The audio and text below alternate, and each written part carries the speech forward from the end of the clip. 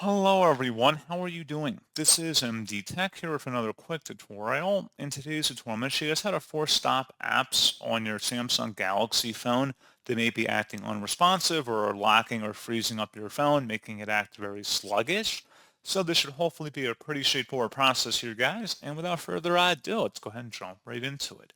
So all you have to do is select the setting gear icon. If you don't see it on your home screen, you may have to swipe up your phone and then select the setting button on this page. And then you want to select the apps button and then select under apps where it says all apps. Go ahead and select that. And then locate the app that you want to disable or it's causing the problem. So just go ahead and select it and then select the force stop option and then select OK. And that's all you have to do. So pretty straightforward process, guys. And as always, thank you for watching. I do hope that I was able to help you out, and I do look forward to catching you all in the next tutorial. Goodbye.